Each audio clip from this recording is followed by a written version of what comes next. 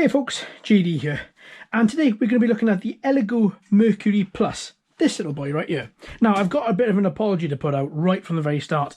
I did do an unboxing of this particular cleaner and curer right after I did the unboxing of the Elegoo Mars 2 Pro. Unfortunately, my head cam was at totally the wrong angle, and for most of it you can just see the top of it. So I thought, well, I'm going to trash that, and what I would do instead is I'd do an overview video to just show you it and show you it working and explain to you what you get in the box.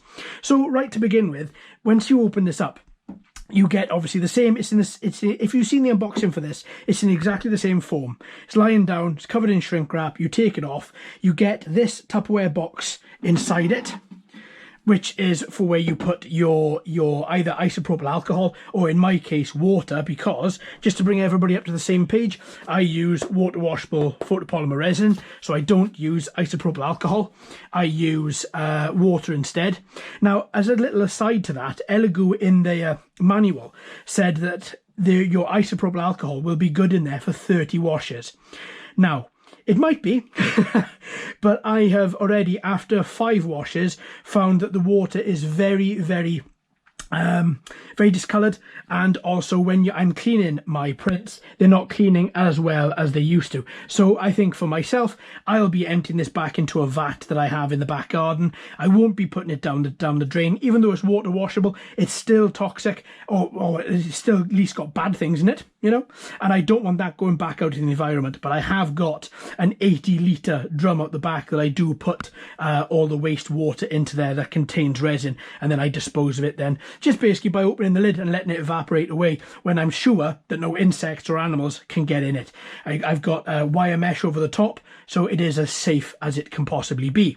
So with this printer, I've mentioned you get this this container. You also get the lid. The lid is, as you can see, it's got a blue seal around the outside of it. It doesn't allow any smell out of it whatsoever. It is very, very good. The lid can also double up as a drying point if you turn it upside down for your little cage here, but more about that in a second. So you also get a little bag of accessories with it, a lot like you do with the Elegoo Mars Pro 2. Inside there contains gloves, mask, a couple of spatulas.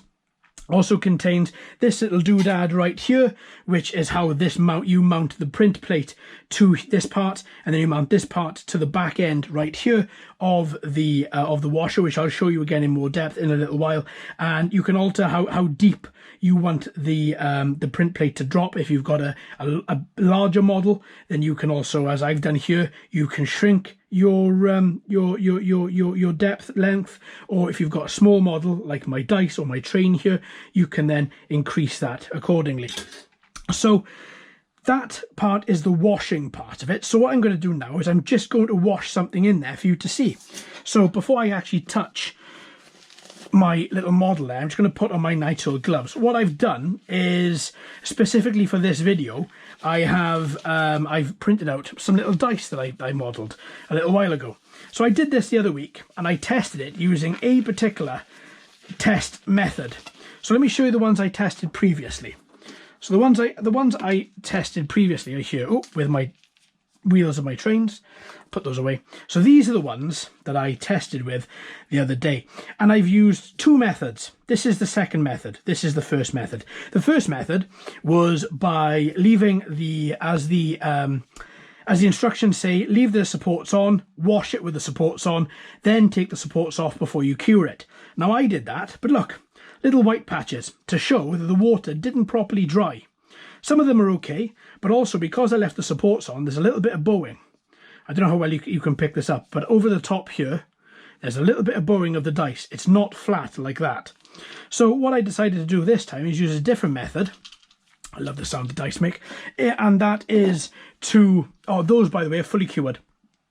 To use a different method this time, and this different method is as soon as they come out of the printer, they've literally just come out of it about 10 minutes ago, I have just taken them off their supports. As you can see, they are still wet with resin.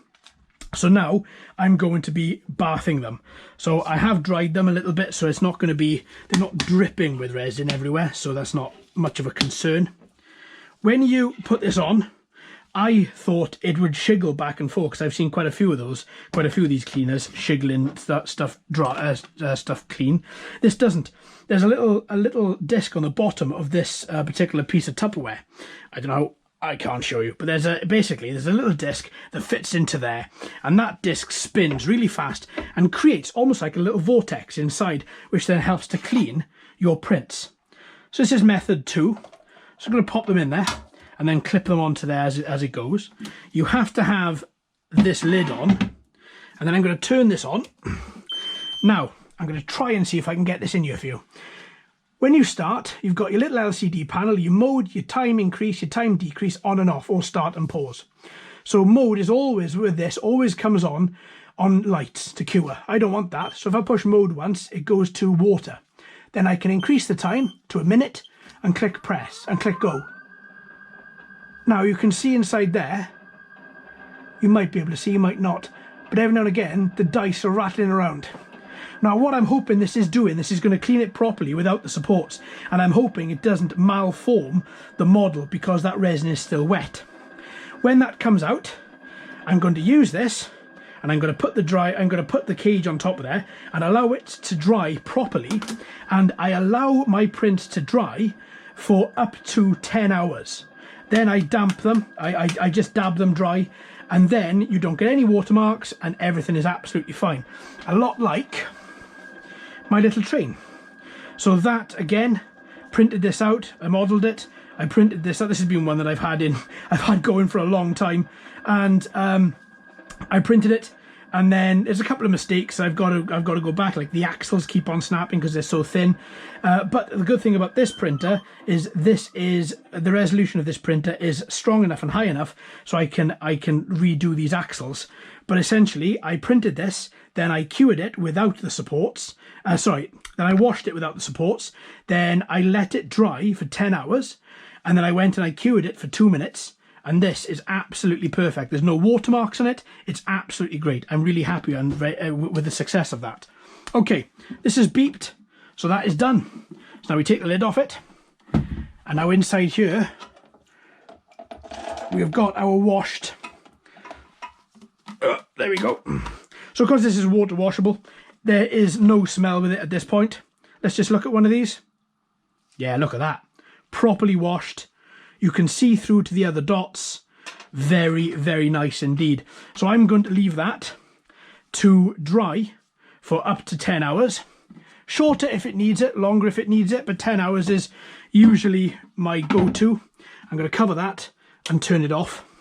And then we're going to cure it then a little bit later on when those are dry. And then once they're cured, they should be good to use. Now, as they are see-through green resin, I'm not going to be painting them, so you have to make sure the resin is properly cured and that it is safe to touch without these gloves. When it comes to the curing, because I don't think they're going to be done for this particular video, or they might, let's pop those in there. When it comes to the curing, you use a cure plate that came with it. Now, you can see my previous attempts have been too wet, and it's actually cured the watermark on there, which is why I've been testing and I've been doing a lot to try before I made this video, so I can come at you with proper information. On the back here, you've got two little screws. Those screws and this plate is magnetic. So as I showed you when I lifted up this water bucket, the little water bucket, there's 2 holes on the magnetic disc underneath.